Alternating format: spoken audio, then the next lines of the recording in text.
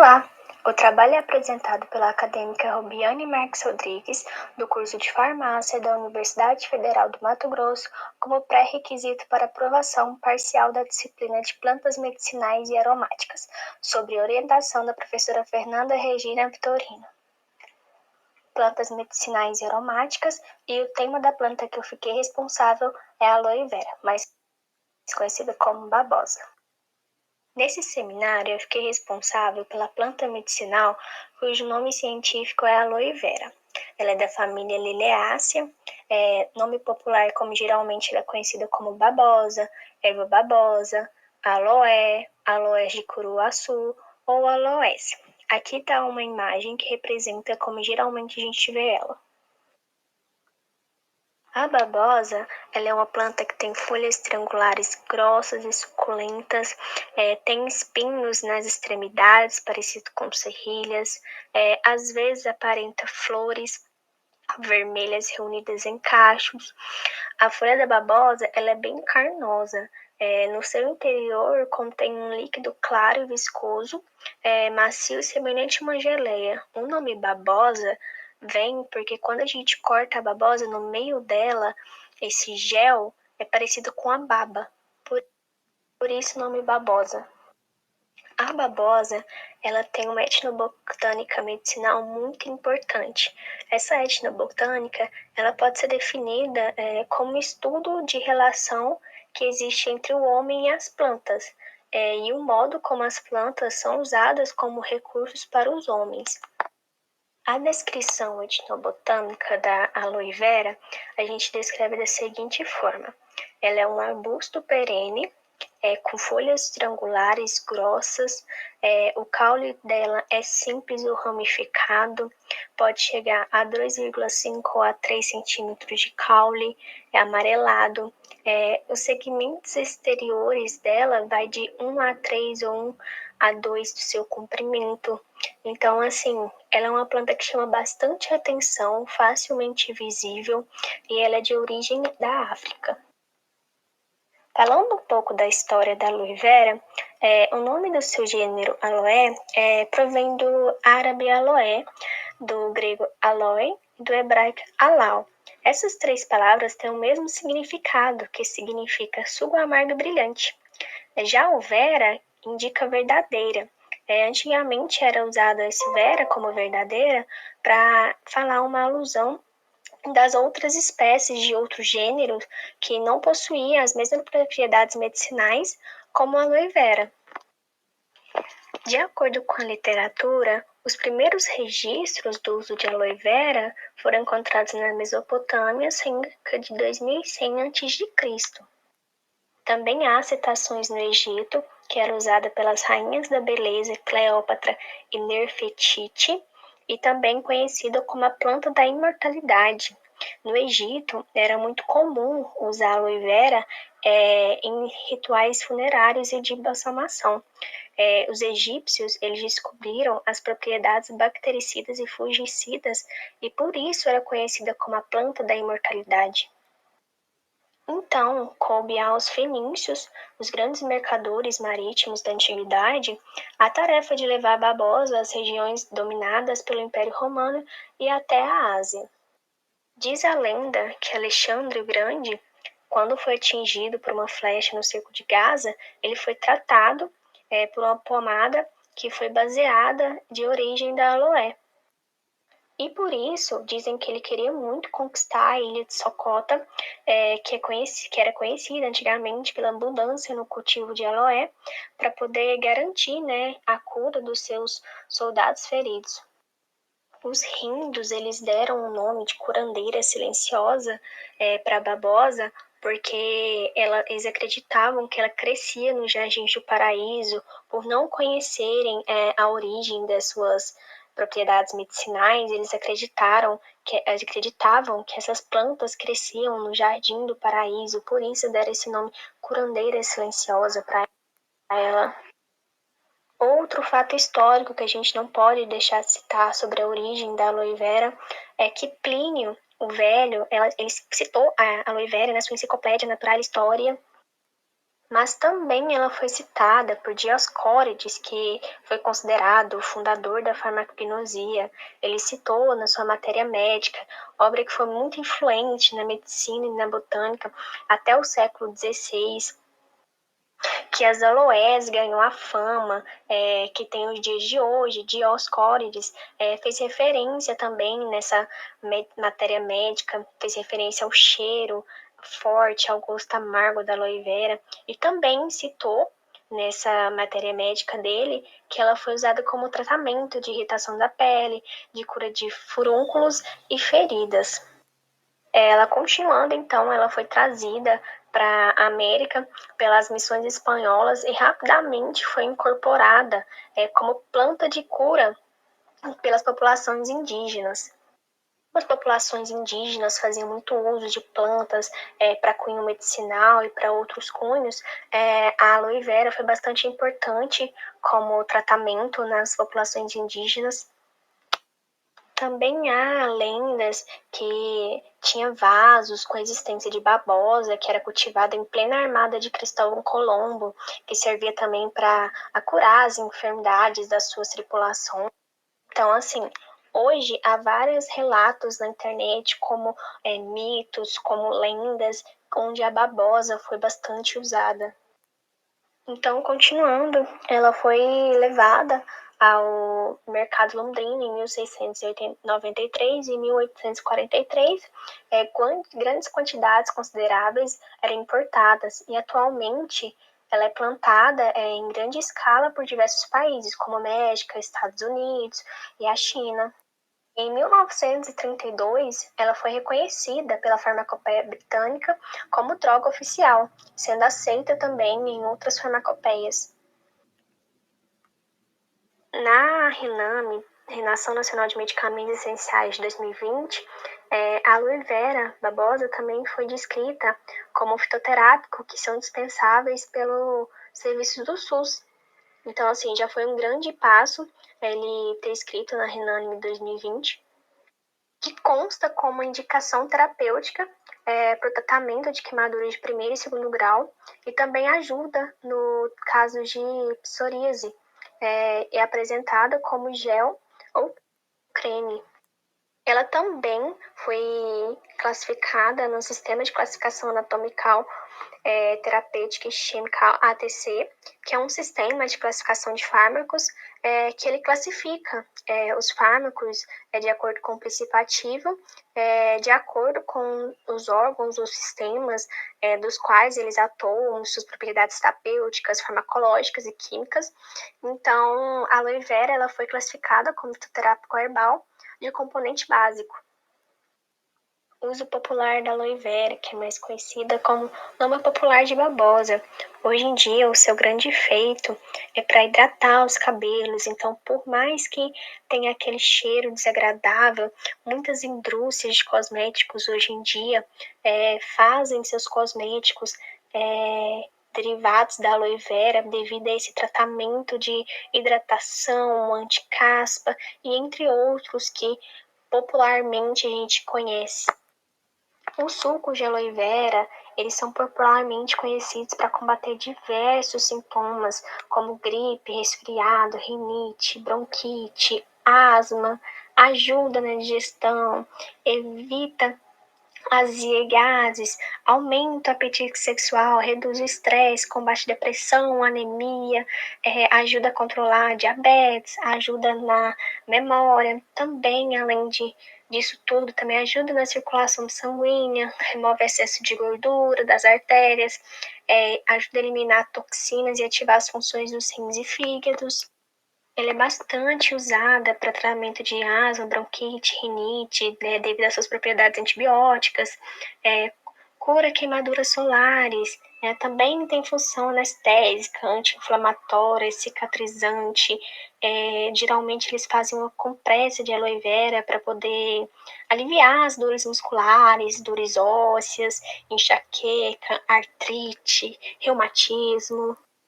Melhora na digestão, melhora na imunidade, alivia os problemas bucais, alivia feridas como afta, gengivite, estomatite, ajuda a controlar o colesterol, combate as pedras nos rins, ajuda a emagrecer. Então, assim, a aloe vera é usada bastante naquele chás emagrecedor que falam que contém propriedades depurativas que ajudam a emagrecer.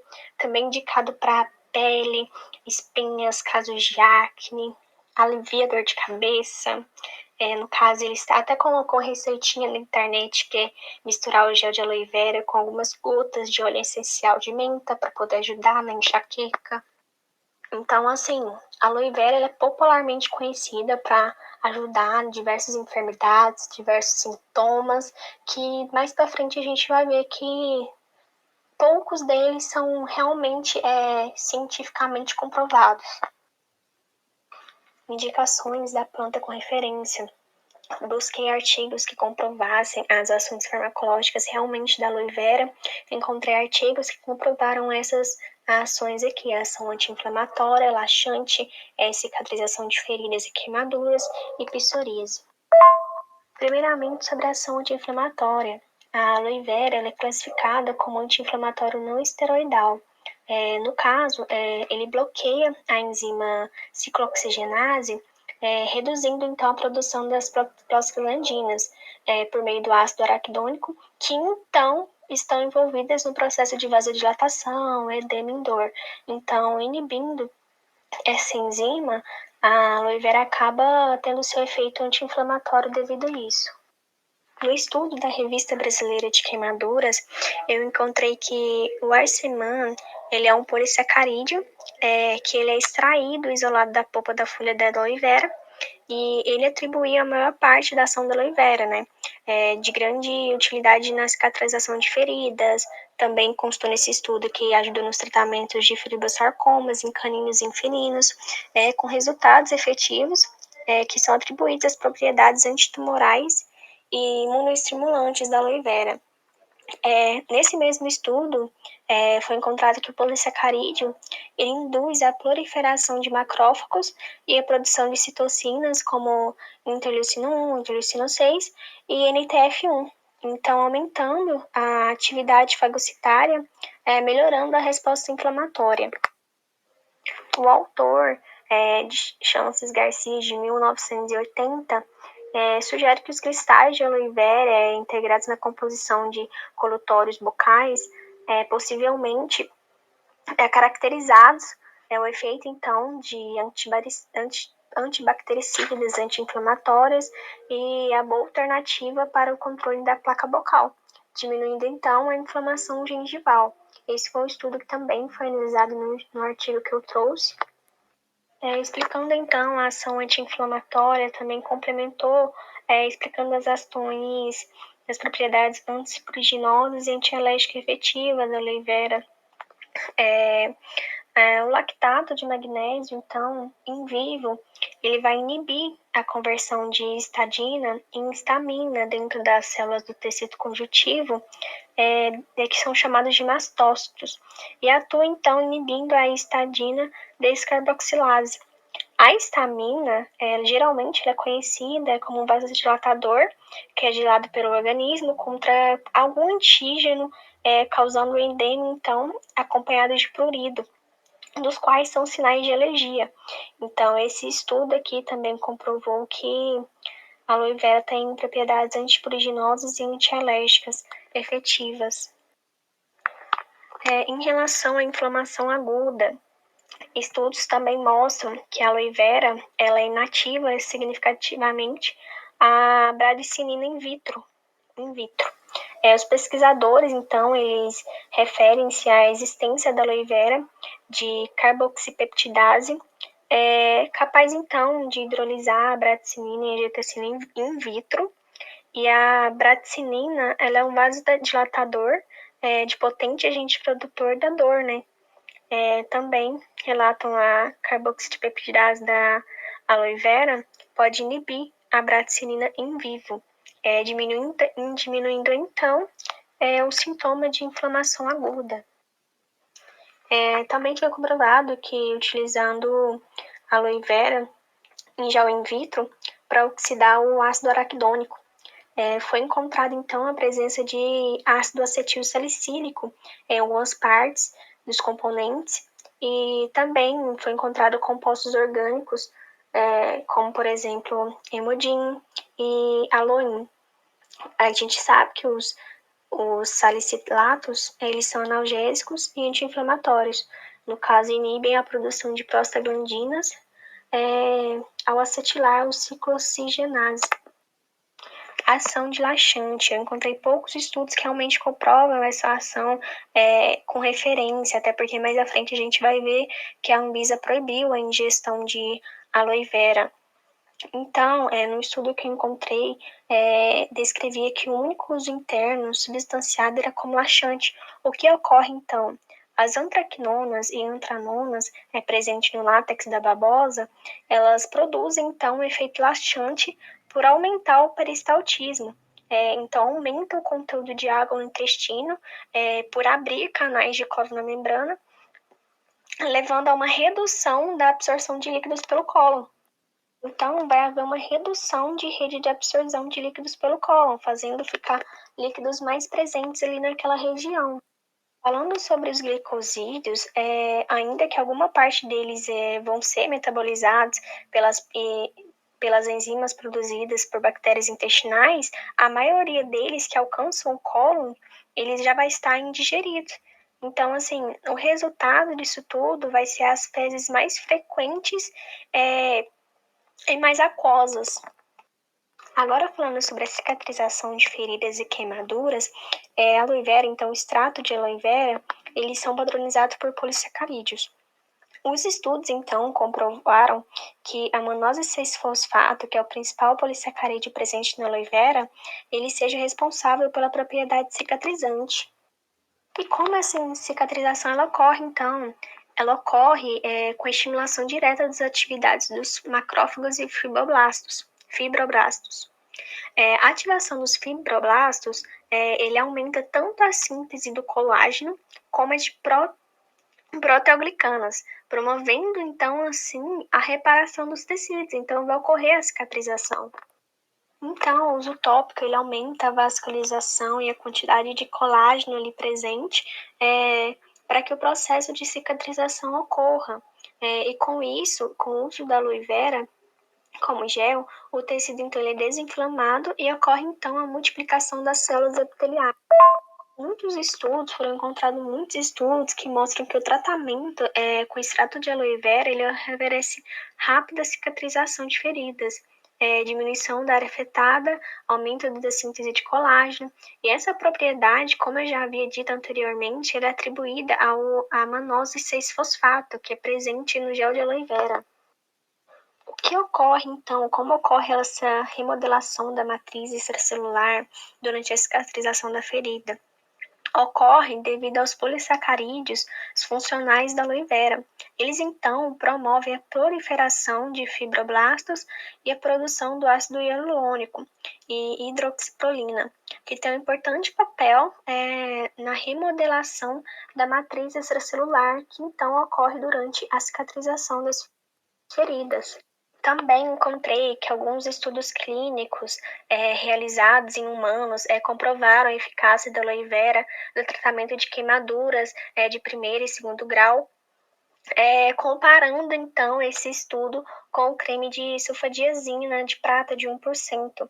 A aloe vera então demonstrou uma cicatrização mais rápida dos pacientes tratados com ela do que os pacientes tratados com sulfadiazina de prata. Agora, um estudo que eu encontrei para comprovar essa indicação da planta com referência foi um estudo realizado pelo Laboratório de Estudos Experimentais Biotecnológicos na PUC, em Goiânia. O objetivo do trabalho foi a avaliação da atividade cicatricial da aloe vera em feridas no dorso de ratos. Então, eles utilizaram 15 ratos saudáveis que foram submetidos à tricotomia da região dorsal. E o que aconteceu? Os grupos eles foram separados em grupo R, grupo AV e grupo SF. E o grupo R dos ratinhos, eles eram o grupo controle positivo, AV era aloe vera e SF era o controle negativo. Foram constatados que os grupo R e o grupo AV, eles apresentavam maior velocidade no fechamento da ferida em relação ao grupo SF. Então, o que aconteceu? No 14º dia, 100% dos ratos do grupo AV, que foram os ratos que utilizaram a aloe vera, já apresentavam, então, a cicatrização quase total da lesão, enquanto os grupos R e SF ainda apresentavam resquícios da cicatrização parcial. Então, o que concluiu nesse estudo? Verificou, então, que a cicatrização do grupo AV, da aloe vera, foi bem melhor em relação aos grupos R e SF. Aqui constam a figura aqui de o grupo AV, então, a cicatrização dele foi bem mais rápida e bem mais benéfica em relação aos ratinhos do que os outros grupos. Agora, falando sobre a psoríase. A psoríase ela é uma doença inflamatória de pele crônica, não contagiosa. Ocorre, então, que a pele se acumula e forma, então, escamas, manchas secas, que causam até coceira. Ela é uma doença que não tem cura e os estudos comprovaram que o tratamento da psoríase com aloe vera teve eficácia clínica demonstrada num estudo randomizado duplo cego. O que aconteceu nesse estudo? 60 pacientes que sofriam de psoríase de grau leve até moderado, eles foram divididos em grupo controle e o grupo que utilizaria o placebo.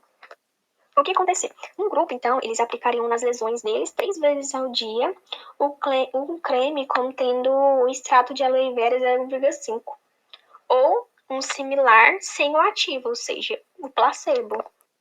No final de 4 semanas, foi observado que 83% dos pacientes que fizeram uso do creme de aloe vera tiveram melhoras significativas no quadro. Esse estudo, então, o tratamento com aloe vera foi bem tolerado, não teve efeitos adversos e os pacientes eles puderam notar a melhora das lesões de psoríase. Outro estudo realizado em 2010, estudo randomizado em duplo cego, foi comprovar a eficácia da aloe vera com a eficácia de um creme chamado triancinolona acetonila. O que foi comprovado? Observar então que o creme de aloe vera teve mais eficácias na melhora dos sintomas clínicos da psoríase em relação a outro creme. O que é comprovado, então, em relação à psoríase? A aloe vera, ela traz benefícios às lesões da psoríase, reduz, então, o ardor, vermelhidão e a coceira, e traz uma melhor qualidade de vida aos pacientes que fazem o uso. Apresentação do fármaco. A aloe, ela demora geralmente de 4 a 5 anos para atingir a maturidade. As suas folhas, elas podem ser divididas em duas partes. Parte externa, que é o látex, suco, extrudato ou acibar, e a parte interna, que é o gel, a parte mucilaginosa, aquela baba. Da parte mais externa, a gente pode extrair o suco, que quando concentrado, ele recebe o nome de aloe. Esse suco, ele flui espontaneamente pelas folhas, possui a cor marrom escura e, além do forte odor, é o que garante o sabor muito amargo. É composto, então, por derivados de antracênicos, sendo as aloínas, ou os mais conhecidos, barbaloína e isorbarbaloína. A casca, juntamente com o exudado, apresenta em sua maior parte componentes fenólicos, como as antraquinonas. Qual é a composição, então, dessa parte externa, desse látex? Derivado antracênicos de 15 a 30%, encontrados de forma heterozídeos, barbaloína, bibarbaloína, isorbarbaloína, e também uma pequena parte derivado de antracênicos livres, menos de 1%, como a gente pode citar o exemplo de aloe emodina. Agora, falando sobre a parte interna, esse gel, quando as folhas são tiradas, então encontra esse gel musculaginoso, a parte viscosa, incolor, que a gente geralmente recebe o nome de gel de aloe vera, ou a gente geralmente, popularmente fala aquela baba.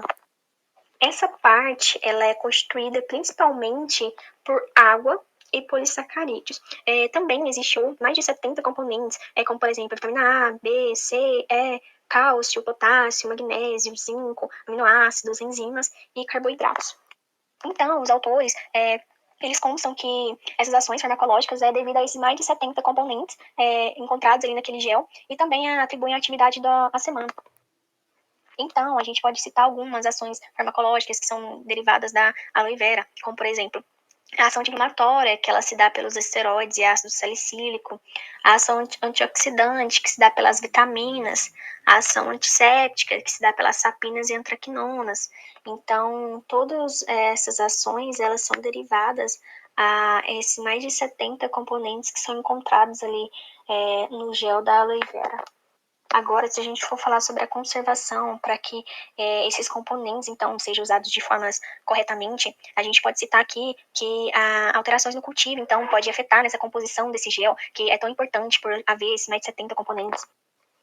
Em plantas bem irrigadas, os níveis de polissacarídeos, que é um dos principais componentes ativos ali presente, é menor em plantas bem irrigadas. Agora, se a gente falar na conservação da indústria farmacêutica, esse gel é muito utilizado como matéria-prima na indústria de cosmético, de alimentos, na farmacêutica e também empregadas em diversas outras formas.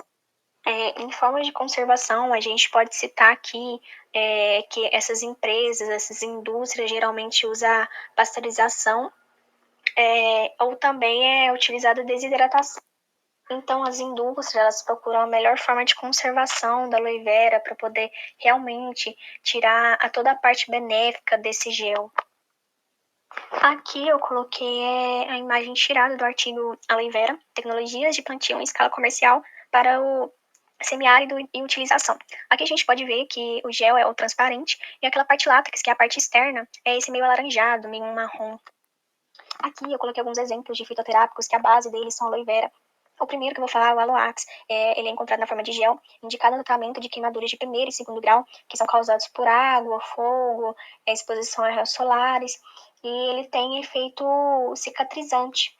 Então, ele alivia a dor, reduz a inflamação e ajuda a cicatrizar a ferida. Probex, eu coloquei aqui o nome dele, mas não encontrei a foto dele. Mas ele é uma bisnaga, uma pomada de 50 gramas, ele é indicado para dermatite causada por fraldas de bebê, também para queimaduras de primeiro grau, ele também pode ser usado. Essas queimaduras de primeiro grau são aquelas causadas por agentes físicos ou raios solares. Solarcaína, ele é um gel, mas eu também encontrei na internet que ele também pode ser encontrado em forma de spray. Ele é indicado para queimaduras de primeiro e segundo grau, queimaduras de sol, ulcerações causadas pelo frio e também pequenas irritações, escoriações. Contraindicações. Devido a ter presença de antraquinonas, a aloe vera não é recomendada para utilização quando tiver gestante ou lactante, já que o efeito estimulatório das antraquinonas no intestino grosso, ele pode provocar reflexo nas musculaturas uterinas também, que pode induzir o aborto. As antraquinonas, elas também, quando em excesso, elas podem provocar forte diarreia, cólicas, náuseas, também ocorre a perca frequentemente de eletrólitos, o que resulta, então, numa disfunção cardíaca e neuromuscular, principalmente se o paciente ele já fizer o uso de glicosídeos cardíacos, antiarritmínicos e diuréticos. O uso crônico da aloe vera, ela pode dar lesões no aparelho neuromuscular e também a formação do cólon de laxantes, que é conhecido, e pode provocar também lesões renais crônicas no paciente. Pacientes que sofrem de hemorroida ou cálculos na bexiga também devem evitar o uso desse fitoterápico, porque como eu já havia dito antes, as antraquinonas, elas podem provocar forte diarreia, consequentemente perda de eletrólitos. Também é contraindicado, em caso de hipersensibilidade, as plantas da família Liliaceae. Toxicidade. De acordo com a OMS, a Organização Mundial da Saúde, cerca de 80% da população mundial ela faz o uso de medicamentos à base de plantas. Isso demonstra, então, que há uma grande procura nos medicamentos fitoterápicos como forma de tratamento, ou então até evitando os medicamentos industrializados, tentando buscar a melhora da saúde. Além disso, o difícil acesso da população em relação aos serviços de saúde, o alto custo dos medicamentos industrializados e também hoje em dia as pessoas tentam sempre utilizar produtos naturais, sendo menos prejudiciais à saúde, buscando a melhoria da saúde, então, usando os produtos naturais, e também, fazendo isso, aumentar, então, a procura por fitoterápicos. Em relação à toxicidade, eu encontrei alguns estudos que relataram hepatite aguda, que foram encontrados sintomas como cólicas, náuseas e diarreias a partir do consumo oral de um chá contendo aloe vera. Eu encontrei 2 estudos na literatura de casos de hepatite causada pelo consumo oral de aloe vera. O primeiro relato foi na Alemanha, em 2005, de uma mulher de 57 anos que ela fazia o uso oral por 4 semanas de tabletes de 50 miligramas de aloe vera. Ela apresentou sintomas de icterícia, prurido e dor abdominal. Foi realizado, então, exames laboratoriais nela, uma biópsia hepática, que revelou, então, que ela estava com hepatite aguda severa. Então, ela parou o tratamento com a aloe vera e uma semana depois da suspensão desses tabletes, ela retornou ao médico totalmente assintomática e os níveis dela de alanina aminotransferase lentamente retornaram ao normal.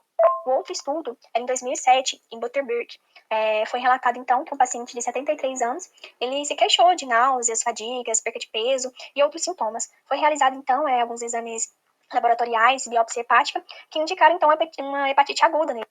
E aí, somente depois que foi questionado sobre o uso de medicamento, que ele explicou que ele fazia uso de medicamentos à base de plantas medicinais, que ele fazia uso durante 5 anos e consumia cápsulas contendo 50 miligramas de aloe vera a cada 2 ou 3 dias para tratar, então, uma constipação que ele tinha. Então, depois que ele parou de fazer o uso da aloe vera oral, os níveis de bilirrubina dele, alanina aminotransferase e asparto aminotransferase voltaram ao normal após alguns meses da suspensão dessas.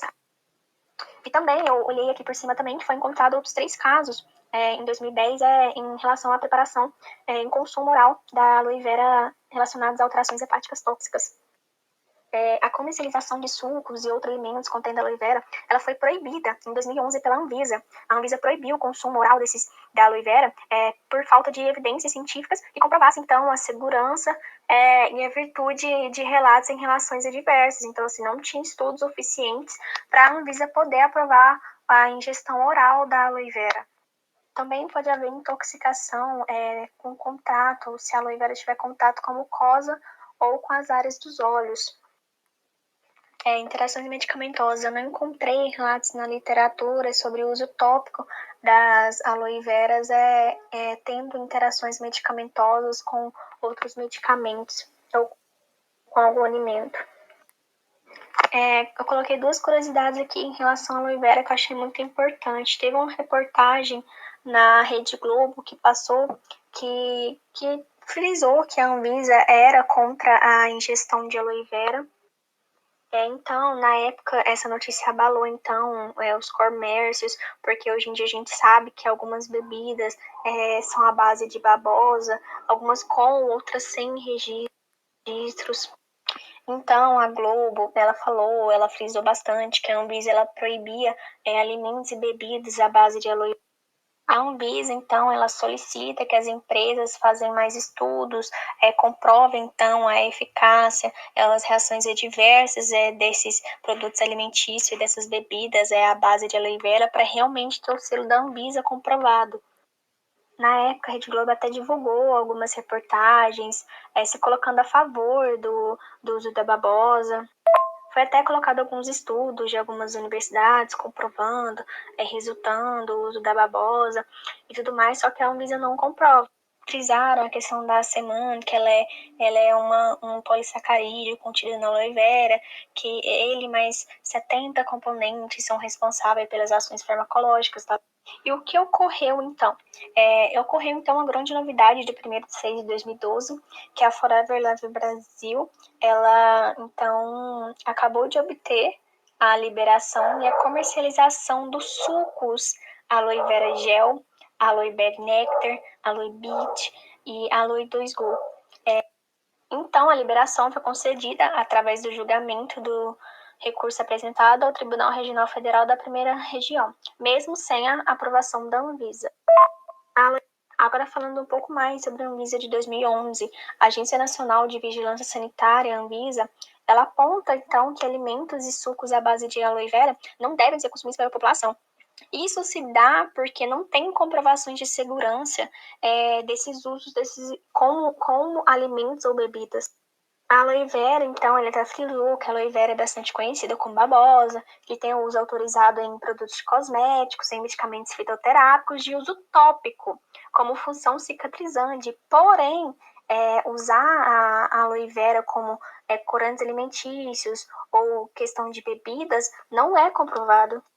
E foram feitos alguns pedidos para poder colocar alimentos à base de aloe vera, só que a Anvisa, ela realmente rejeitou, porque as provas foram insuficientes para comprovar que o consumo desses alimentos não representava risco à saúde da população, também não apresentava ausência de estudos toxicológicos, e entre outros. Na época, a Anvisa também colocou que as substâncias antracena e antraquinona, elas poderiam ser mutagênicas, ou seja, podendo causar mutações nas células humanas.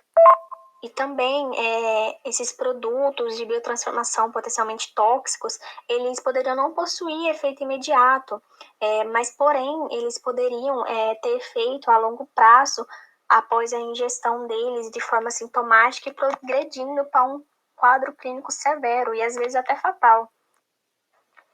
E foi então que a Anvisa proibiu a venda, fabricação e importação de alimentos e bebidas à base de aloe vera. Aqui eu coloquei alguns dos papéis do farmacêutico na fitoterapia, que é assistência farmacêutica, atenção à saúde, produção e manipulação de fitoterápicos, coleta, cultivo, manejo de plantas medicinais, produção de extratos derivados dos vegetais, muito importante, promover o uso racional de fitoterápicos, medicamentos também, orientar sobre o uso, dose, tudo certinho, prescrever também, muito importante, os farmacêuticos podem prescrever fitoterápicos quando possivelmente for necessário.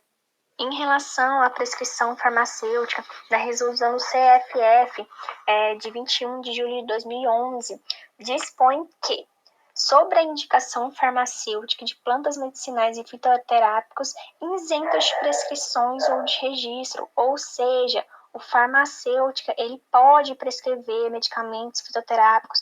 O serviço de prescrição farmacêutica pode ser realizado tanto em estabelecimentos farmacêuticos, consultórios e serviço realizado em função da atenção farmacêutica.